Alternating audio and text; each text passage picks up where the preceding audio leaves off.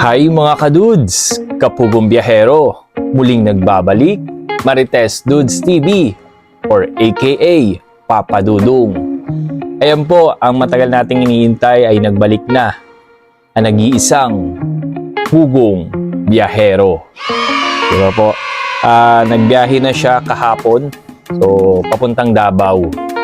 At sa atin, mga charity viewers, marami nag-aantay kay Sir Paul.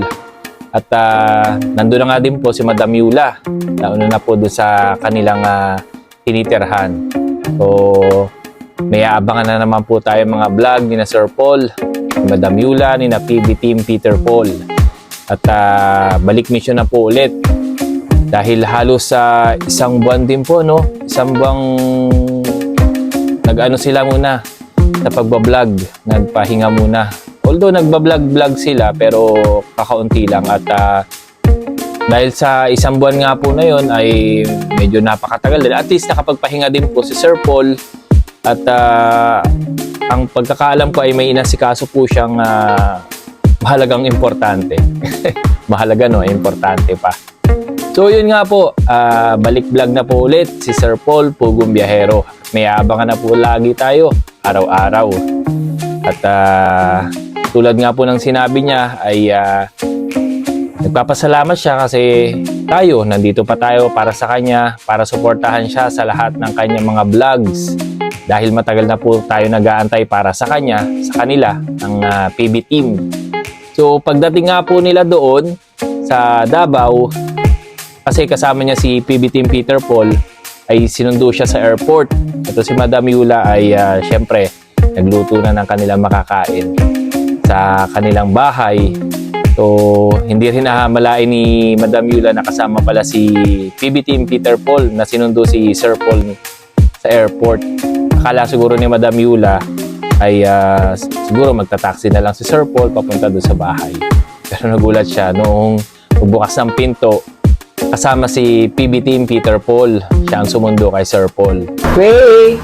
Amin!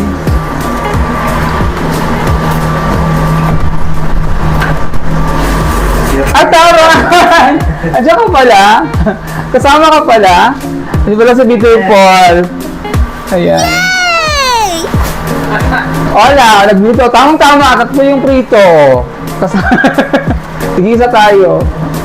At yun nga po, naabutan nila yung libing ni Nanay Gloria. Condolence po sa family ni Nanay Gloria. Nakakalungkot naman pong isipin pero ganun po talaga ang buhay. Although hindi po nagtagumpay sila na mapasama si Nanay Gloria noon sa kanyang mga anak, ay at least bago nahuli ang lahat ay nakita-kita naman ang mag-iina na halos dekada na po, halos 50 years o 60 years na ata yung taon na hindi pagkakita, di ba? At least nagkita sila na mag-iina. So yun nga po, sa kasipagan ni Sir Paul, talaga kahit pagod pa sa biyahe ay nagpunta po siya. Alam ko malayo yung lugar na yun doon sa tinitirhan nila, papunta kay Nanay Gloria na bahay. Yun, nagpunta sila ni na PB Team Peter Paul tsaka ni Madam Yula doon sa mismo sa burol ni Nanay Gloria. At yun nga po ay sumama din po sila doon sa paglilibing kay Nanay Gloria. Diba po, walang papaguran si Sir Paul talagang kadating, punta doon, kinabukasan. At syempre, susunod na yan, meron na siyang mga vlog na abangan natin mga kadudes, Kapugong Biyahero. Kaya patuloy lang po natin suportahan si Sir Paul at ang buong PB Team po.